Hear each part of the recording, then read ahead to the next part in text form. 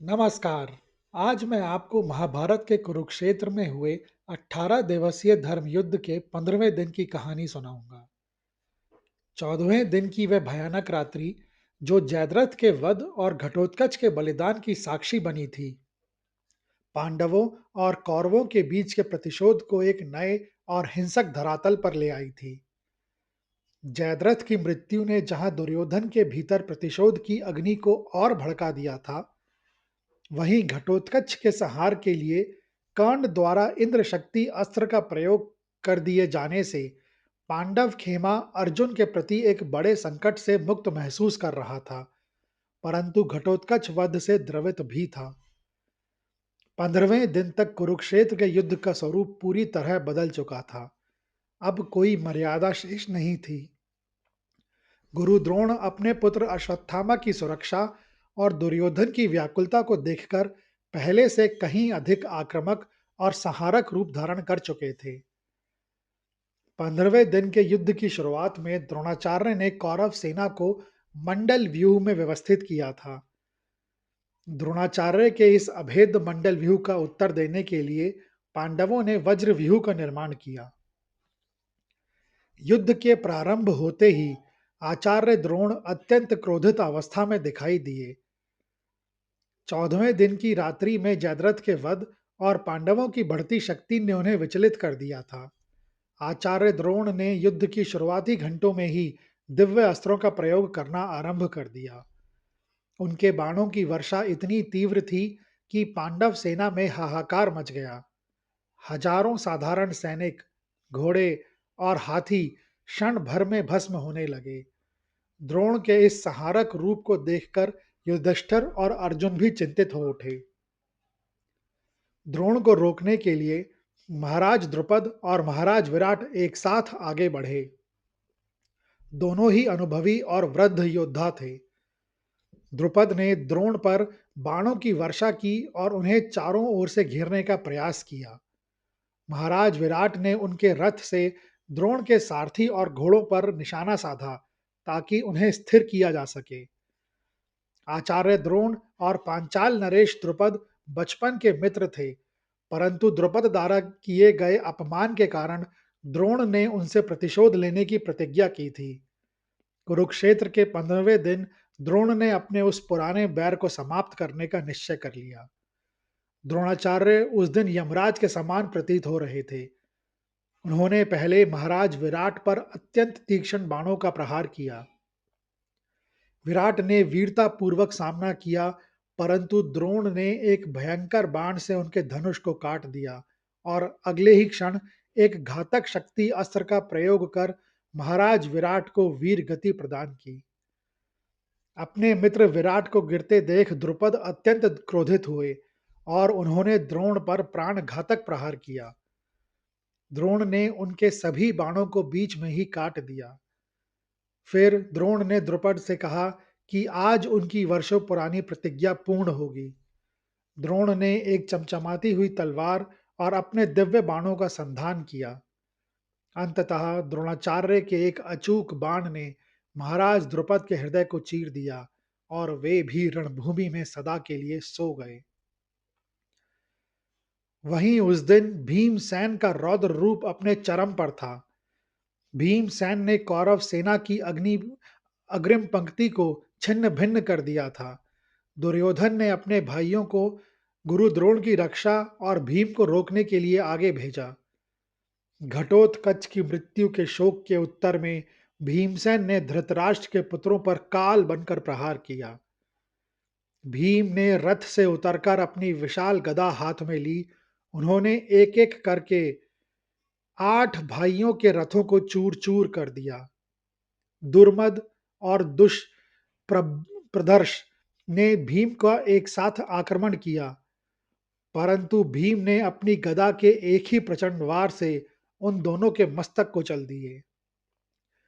उस दिन भीमसेन ने दुर्योधन के 8 भाइयों दुर्मद, दुष्प्रदर्श, विवित्सु, विकट, सम, नंद, उपनंद और चित्रबाण का वध कर दिया।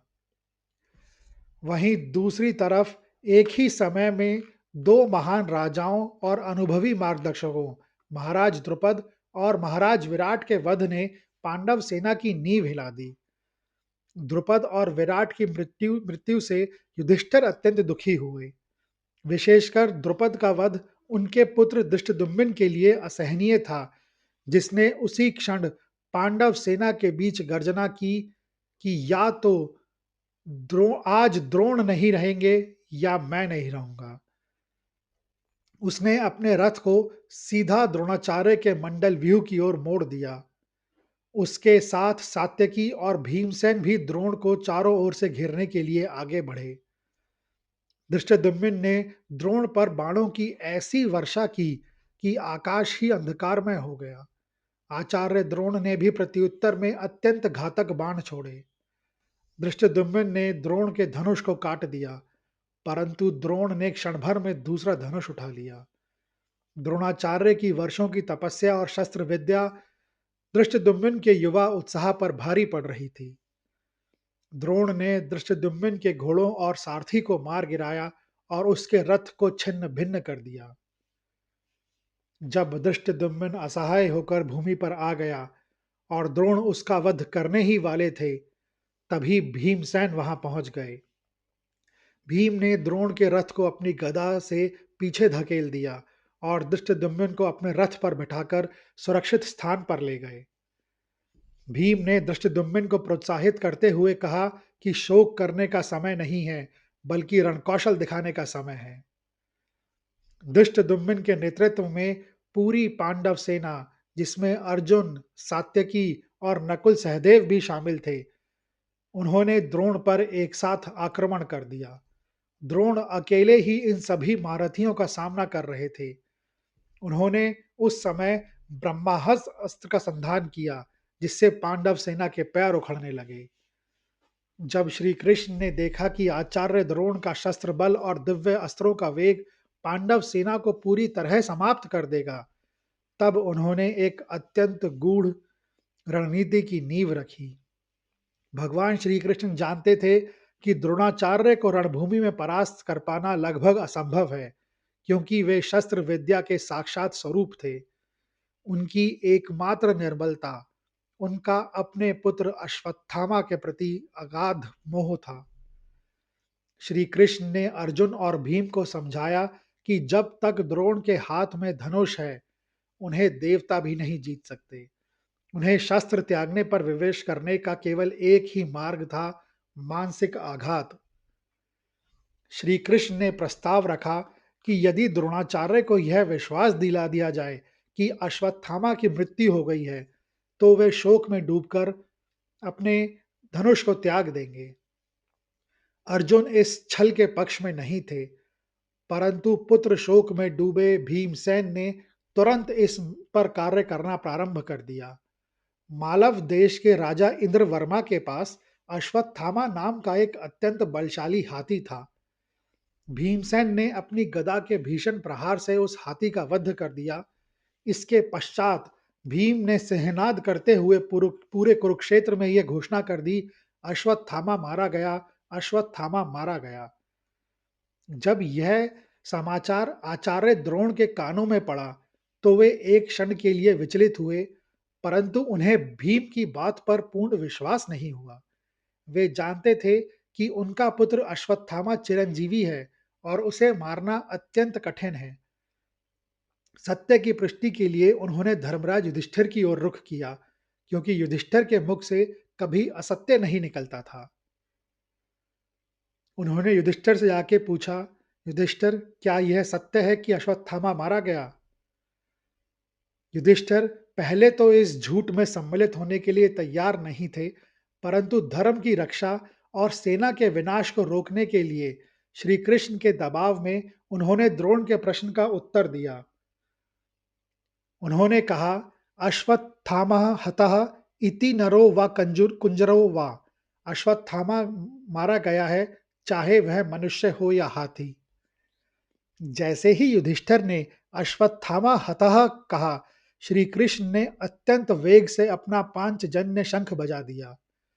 शंख की उस भयंकर ध्वनि के कारण द्रोणाचार्य अंतिम शब्द नरो व कुंजरो व नहीं सुन सके। उन्हें लगा कि उनके पुत्र अश्वत्थामा की मृत्यु हो चुकी है। पुत्र की मृत्यु का समाचार सुनते ही आचार्य द्रोण के भीतर का योद्धा शांत हो गया और एक पिता का शोक जागृत हो उठा। उनका धनुष विजय उनके शिथिल हाथों से गिर गया। उन्होंने युद्ध करने की समस्त इच्छा ही त्याग दी। उन्हें आभास हो गया कि अब उनके जीवन का उद्देश्य समाप्त हो चुका है। पांडव सेना के जिस संहार को वे कुछ क्षण पहले तक कर रहे थे, वह अचानक अब रुक गया था। वहीं दूसरी ओर जब भीमसेन ने अश्वत्थामा नामक हाथी का वध कर दिया और यह समाचार पूरे शिविर में फैल गया, तब द्रोणपुत्र अश्वत्थामा पांडव सेना के दूसरे छोर पर युद्ध कर रहा था। जैसे ही उसे भीमसेन की इस छल और अपनी मृत्यु की झूठी सूचना का आभास हुआ, वह क्रोध से पागल होकर भीमसेन की ओर झपटा। अश्वत्थामा ने भीमसेन पर अत्यंत तीक्ष्ण बाणों की वर्षा की। उसने भीम के सारथी को घायल कर दिया और उनके रथ के ध्वज को काट दिया। अश्वत्थामा की गति उस समय इतनी तीव्र थी कि भीमसेन को संभलने का अवसर भी नहीं मिल रहा था। अश्वत्थामा चिल्लाकर भीम को ललकारते हुए कह रहा था कि हाथी को मारकर विजय का ढोंग करना वीरों का काम नहीं है भीम। भीमसेन ने अपने धनुष को एक ओर रखकर अपनी विशाल गदा उठा ली। उन्होंने रथ से कूदकर अश्वत्थामा के रथ की ओर दौड़ लगाई। भीम की गर्जना सुनकर अश्वत्थामा के घोड़े भयभीत हो गए। भीम ने अश्वत्थामा के रथ के पहियों पर प्रहार किया और उसके रथ को भूमि में धंसा दिया। भीम का शारीरिक बल उस समय इतना अधिक था कि अश्वत्थामा के दिव्य अस्त्र भी उन्हें रोक नहीं पा रहे थे। भीम ने अश्वत्थामा के रथ के टुकड़े टुकड़े कर दिए, जिसके बाद अश्वत्थामा को दूसरे रथ पर सवार होना पड़ा। इस युद्ध के दौरान भीम को बार बार अपने पुत्र घटोत्कच की याद आ रही थी। उन्होंने अश्वत्थामा से कहा कि कौरवों ने अधर्म की पराकाष्ठा कर दी है और आज वे किसी को जीवित नहीं छोड़ेंगे। भीम ने अश्वत्थामा पर भारी पत्थरों और वृक्षों से भी प्रहार करना चालू कर दिया। अश्वत्थामा जो स्वयं एक महान योद्धा था, भीम के इस महाकाल रूप को देखकर चकित रह गया। अंततः द्रोणाचार्य की सहायता के लिए अश्वत्थामा को वहां से पीछे हटना पड़ा। इसी बीच जिस समय अश्वत्थामा और भीम का युद्ध हो रहा था, आकाश में अदृश्य रूप से विश्वामित्र, जमदग्नि और भरद्वाज जैसे महान सप्तऋषि प्रकट हुए। उन्होंने द्रोण से कहा, हे द्विजश्रेष्ठ, आपने अधर्म का साथ देकर बहुत रक्तपात किया है। अब आपके जाने का समय आ गया है। अपने अस्त्रों को त्याग कर परम पद की ओर ध्यान लगाएं। ऋषियों की वाणी सुनकर द्रोणाचार्य ने अपनी आंखें मूंद ली। द्रोणाचार्य अपने रथ के पिछले भाग में आसन लगाकर बैठ गए। उन्होंने अपने चित्त को परमात्मा में विलीन कर लिया और योग समाधि ले ली। उनके शरीर से एक ज्योति निकली जो आकाश की ओर गमन कर गई। रणभूमि के किसी भी योद्धा को यह ज्ञात नहीं था कि आचार्य की आत्मा देह त्याग चुकी है। सभी को लगा कि वे ध्यान मग्न हैं। तभी महाराज द्रुपद के पुत्र धृष्टद्युम्न अपनी प्रतिज्ञा पूरी करने के लिए हाथ में खड़ग लेकर द्रोण के रथ की ओर झपट गए। अर्जुन ने दूर से चिल्लाकर उन्हें रोकने का प्रयास किया। धृष्टद्युम्न, आचार्य को जीवित पकड़ो, उनका वध मत करो। परंतु धृष्टद्युम्न पर प्रतिशोध का भूत सवार था। कुछ ही समय पहले द्रोणाचार्य ने उनके पिता का वध किया था। धृष्टद्युम्न ने रथ पर चढ़कर समाधि में लीन आचार्य के केश पकड़े और उन अपनी तीक्ष्ण खड़ग से उनका मस्तक धड़ से अलग कर दिया। यद्यपि द्रोण की आत्मा पहले ही शरीर छोड़ चुकी थी, किंतु इस कृत्य ने पांडव पक्ष के कई योद्धाओं को ग्लानि से भर दिया। धृष्टद्युम्न ने द्रोण का कटा हुआ मस्तक पूरी कौरव सेना के सामने प्रदर्शित किया, जिससे कौरवों का साहस पूरी तरह टूट गया। आचार्य द्रोण के वध के पश्चात कौरव पक्ष में शोक और क्रोध की लहर दौड़ गई। जब अश्वत्थामा को यह ज्ञात हुआ कि उनके पिता का वध किस प्रकार छल से किया गया है, तो उसका क्रोध प्रलयंकारी रूप ले चुका था।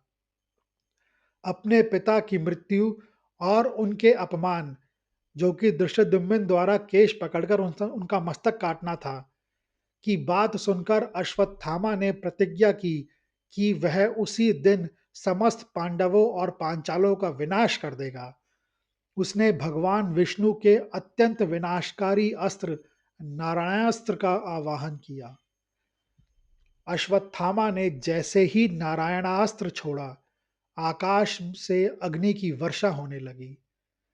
इस अस्त्र की विशेषता यह थी कि जो भी योद्धा शस्त्र लेकर युद्ध की मुद्रा में रहता था या प्रतिरोध करने का प्रयास करता था, यह अस्त्र उसे तुरंत भस्म कर देता। भीमसेन ने इस अस्त्र का सामना करने का प्रयास किया, जिससे अस्त्र की शक्ति और अधिक बढ़ गई। हजारों सैनिक और वाहन जलकर राख होने लगे। श्री कृष्ण जानते थे कि नारायणास्त्र को पराजित करने का कोई शस्त्र नहीं है। उन्होंने पांडव सेना को आदेश दिया, अपने अपने शस्त्र त्याग दो और रथों से नीचे उतर जाओ और इस अस्त्र के सामने पूरी तरह नतमस्तक हो जाओ। भीम शस्त्र त्यागने को तैयार नहीं थे और नारायणास्त्र की अग्नि में घिर गए। अंततः श्री कृष्ण और अर्जुन ने बलपूर्वक भीम को रथ से नीचे उतारा और उनके शस्त्र छीने। जैसे ही भीम ने समर्पण किया, नारायणास्त्र शांत हो गया और पांडव सेना का विनाश रुक गया। नारायणास्त्र के निष्फल होने के बाद अश्वत्थामा अत्यंत निराश हुआ। वह समझ गया कि श्री कृष्ण जब तक पांडवों के साथ हैं, उन्हें जीतना कठिन है। 15वें दिन का सूर्यास्त होते ही युद्ध विराम हो गया। दोनों पक्षों के शिविरों का वातावरण उस रात एक दूसरे से पूरी तरह भिन्न था। कौरव शिविर में उस रात मातम पसरा हुआ था। भीष्म के बाद सेना के दूसरे सबसे बड़े स्तंभ आचार्य द्रोण का पतन हो चुका था। पूरे शिविर में अश्वत्थामा की गर्जना सुनाई दे रही थी। जब उसे ज्ञात हुआ कि उसके पिता का वध उनकी समाधि की अवस्था में हुआ था, तो उसने पांडवों के समूल नाश की प्रतिज्ञा ली। उसने दुर्योधन से कहा कि अब युद्ध के नियम समाप्त हो चुके हैं। वहीं दुर्योधन अत्यंत व्याकुल था। उसे डर था कि द्रोण के बिना सेना बिखर जाएगी। उसने उसी रात कर्ण को अपना अगला सेनापति घोषित करने का निर्णय लिया।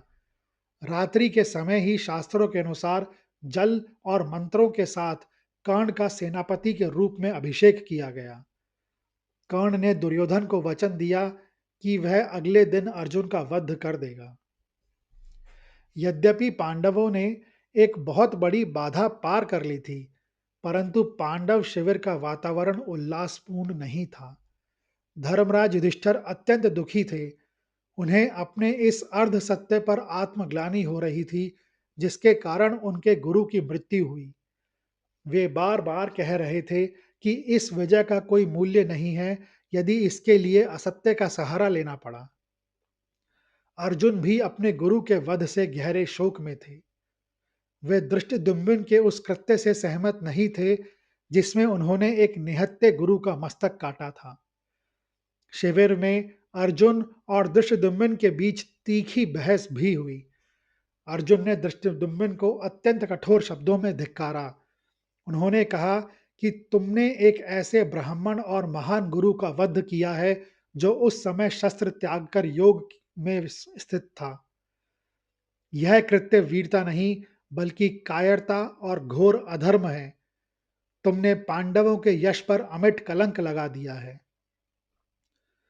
तो धृष्टद्युम्न ने कहा, हे अर्जुन, तुम उस तुम उस समय धर्म की बात कहाँ कर रहे थे, जब आचार्य द्रोण ने अभिमन्यु के अन्यायपूर्ण वध में साथ दिया था?